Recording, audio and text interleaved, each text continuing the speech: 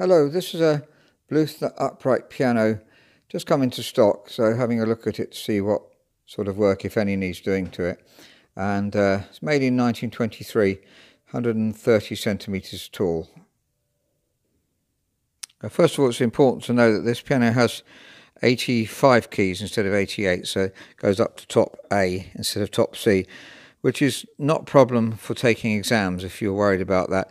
And in fact, this piano is ideal for study. It has a nice firm weight, and as we'll see in a minute, has been fully restored in a beautiful way. So the ivory keys are in very, very good condition too.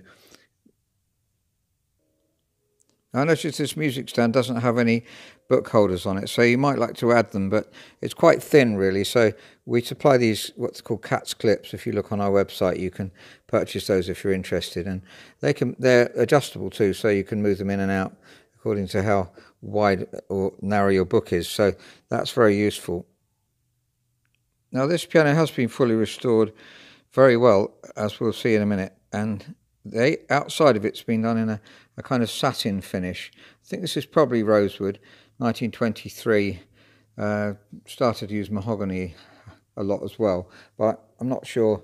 I'm not a wood person, so if you are a wood person, you could verify. I'm sure you could recognise patterns in the wood. Maybe that is mahogany. Be interesting to know if you've got an opinion on that.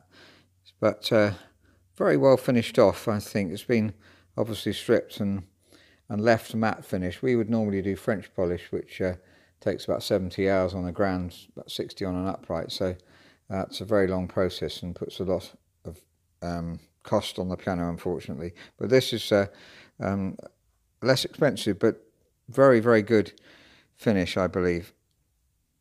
Now this is the legs again. It's very integral. The whole thing hasn't faded at all, so the colour's exactly the same throughout the piano. This piano was restored in 2007. I know the firm that restored it, who've now just recently retired, so that's how we managed to get the piano. It's really grateful to get it. But you can see, if you're a technician, the kind of work that's been done, just everything you should do, from graphiting, as we looked at before. Sorry, I should have mentioned it, but when the action was taken apart, it was graphited.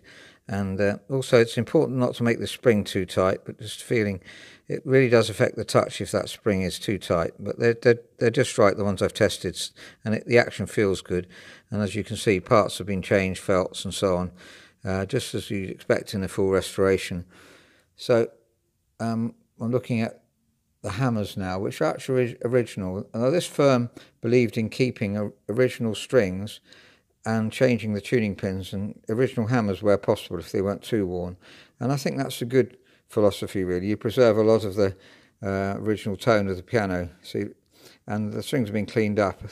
You wouldn't know they weren't new unless you, well, perhaps you would know, but they're very well cleaned up. And new dampers here. We'll have a look at those in a minute, because this action is remarkable. I've made a video of similar Bluthner, the world's best action, really. You'll see what I mean in a minute. But the touch and the tone,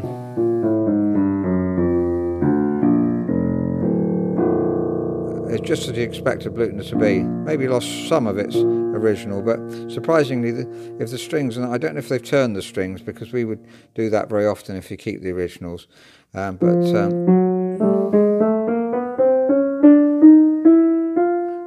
throughout, as you'd expect a Bluthner to be. Very mellow and yet bright when you need it.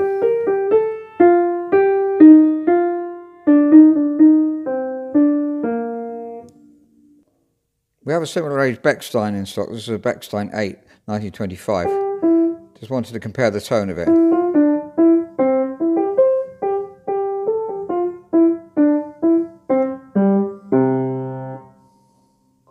Now back to the Bluthner.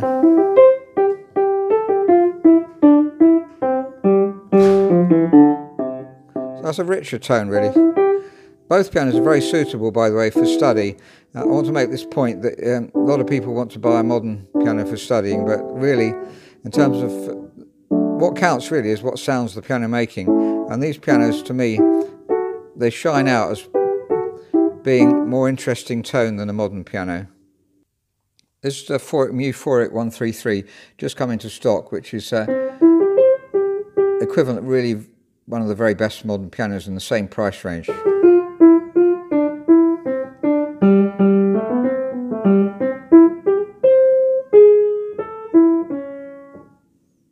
And back to the Bluthner.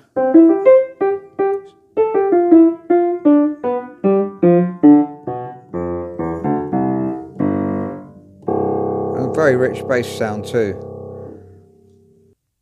Now, why do we think this is the best piano action ever made? Well, I just need to adjust the dampers a bit. They're coming off to me very evenly. This with the pedals, it's pretty even, but with the keys, to me, slightly late.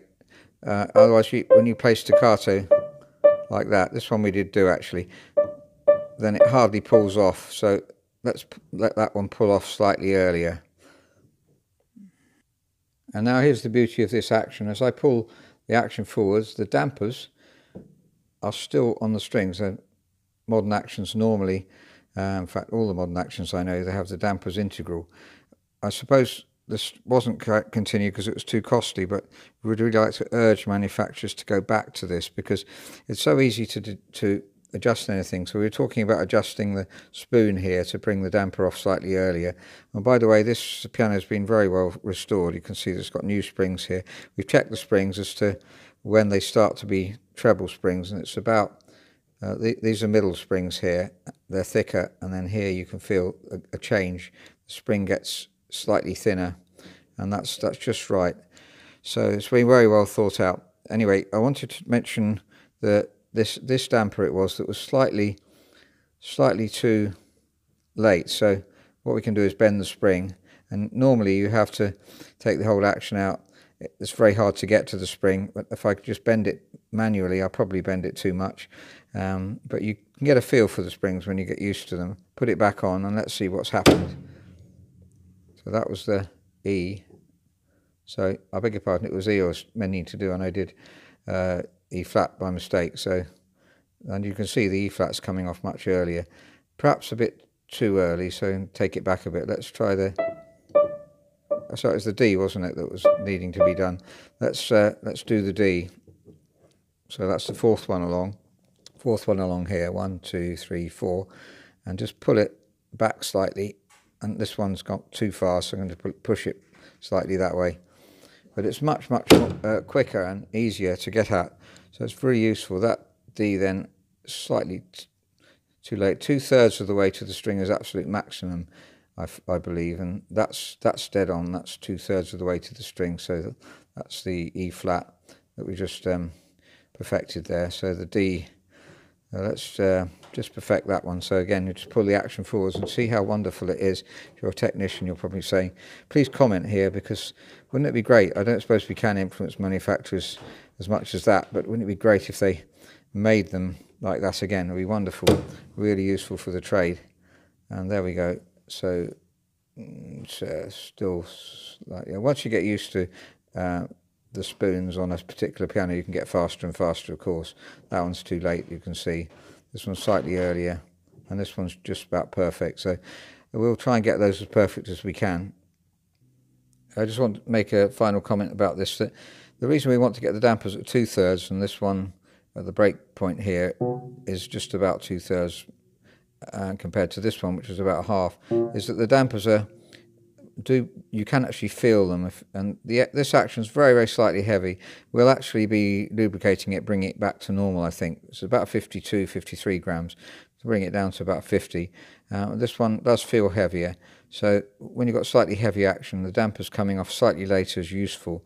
This is a bit on the early side, that one, as you can see. And finally, on the back of the action, you can see that all these springs have been replaced too. Now they need to be at the right tension, otherwise you need to make sure they're correct, otherwise they affect the touch. So we'll be checking all of those as well. But you can see, just have if you're a technician, you can just feast your eyes on this for a bit. See if you agree with me. Write a comment. It'll be really useful to hear. And as I say, it'd be wonderful if, to me, like my mind, if we can get manufacturers of top quality pianos to go back to designing them like this. And by the way, the tuning pins on this piano are rock solid. Replace tuning pins, as mentioned earlier, and rock solid. This will be more stable than a modern piano. I'm absolutely certain of that. So that's a Bluthner upright piano made in 1923 and 130 centimeters tall. Now the video, I've already explained many things as reasons why I really believe this is one of the very best pianos ever made. And tone-wise, to me, surpasses the tone of the modern pianos. And is very suitable for studying.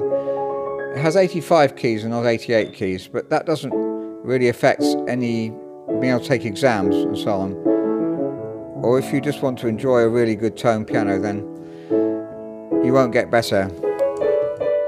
I've tried to compare it with the Bechstein we have, which is again a really superb piano, very similar age. It's a very good age for German pianos. They're much lesser than you get around the 1900s, much less of the 1920s, but those that exist in the UK are quite superb.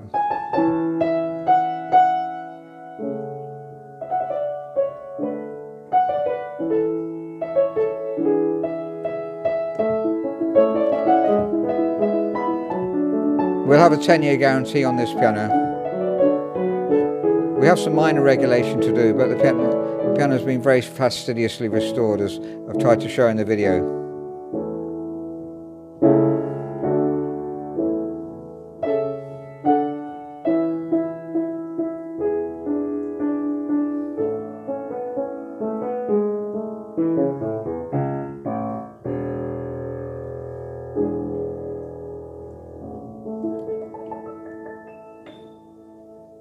Thank you very much for listening.